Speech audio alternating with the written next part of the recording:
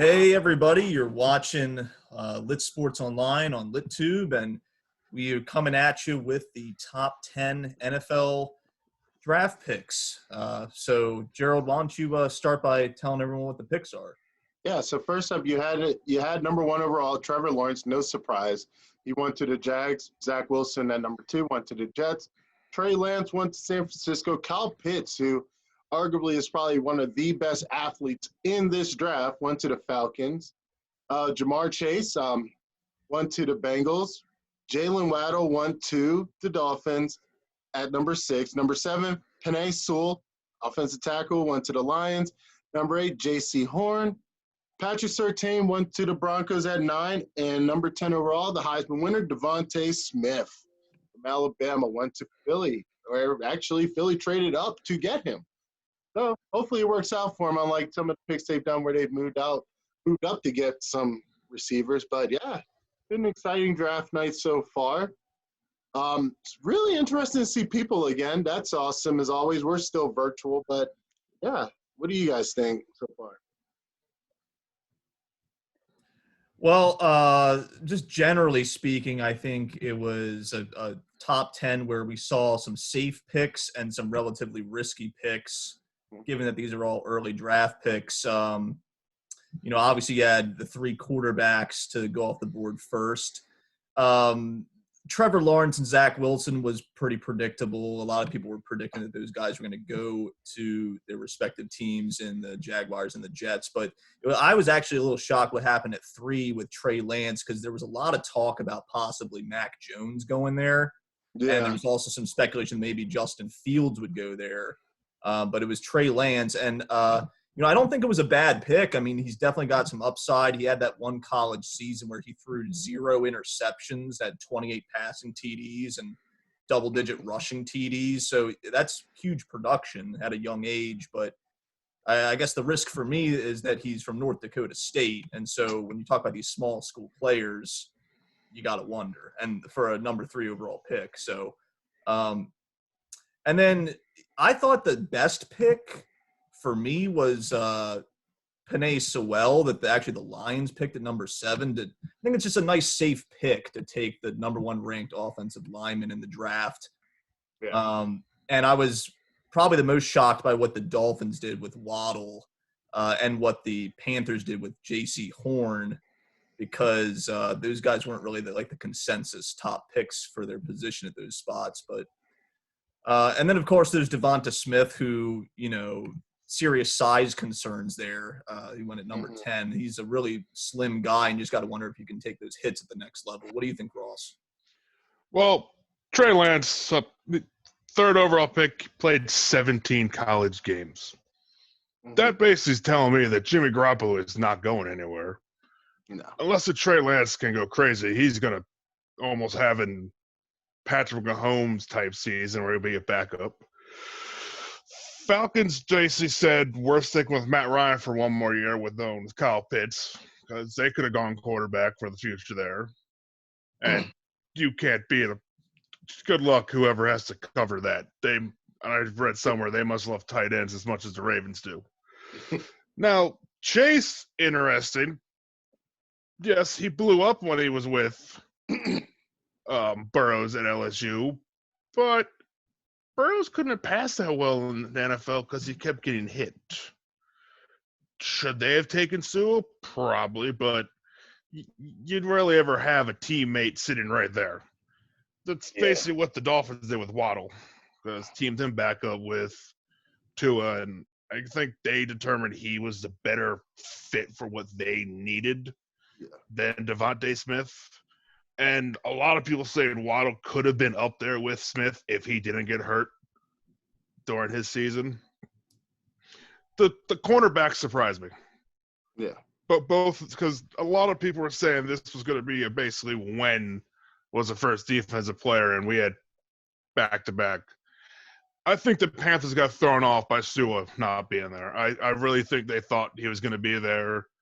They thought the Lions were going to take a wide receiver because they need to replace one. But like Justin said, you got the best left tackle sitting on the board there. You got to take him. And, the Eagles grabbing Smith at 10, size-wise concerned, but he did win the Heisman, so can't take too much away from him. Yeah, I mean, the thing about modern day drafts compared to the drafts of when we watched it when we were younger, there's no secret to the first couple of picks nowadays. Like, we've known who the number one pick was going to be. We knew it was going to be Trevor Lawrence. Whoever that team was going to be, they were going to get him. Now, Zach Wilson, that's the biggest, to me, his progression. I mean, I've watched him for 4 years. Well, yeah, about 4 years now. But, his progression, to see him get the number one pick, that to me was the biggest surprise, and also a testament how much work he put in. I think he's a good fit for the Jets. I think he fits the market. I think, they have a new coach. They have a new system in there. And I think, you have a AFC East, which is still wide open after, Tom Brady left the Patriots. So it's still anybody's division. Some people say it is the Bills, but you never know. I mean, Zach Wilson is a kid that's either going to be a superstar or he's going to bust. I don't think there's going to be any in between with him. I'm really interested to see him. Devonte Smith, obviously Heisman winner.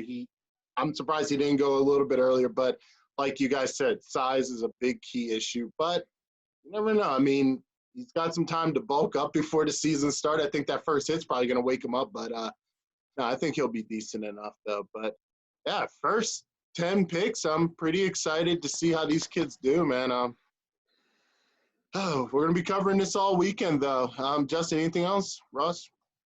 I mean, I also with Pitts, I was a little intrigued with that pick because, there was a lot of speculation that maybe this is where the Falcons take their quarterback of the future, sit him out behind Matt Ryan for a year.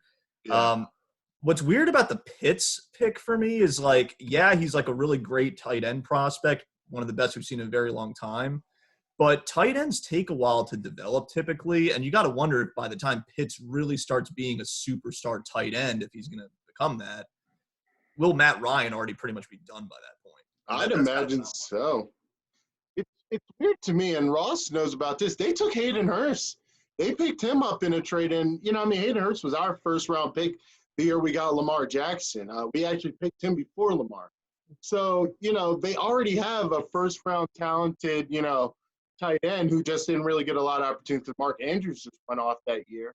But, I mean, it's going to be really interesting. I'm interested to see if they run some type of dual tight end system.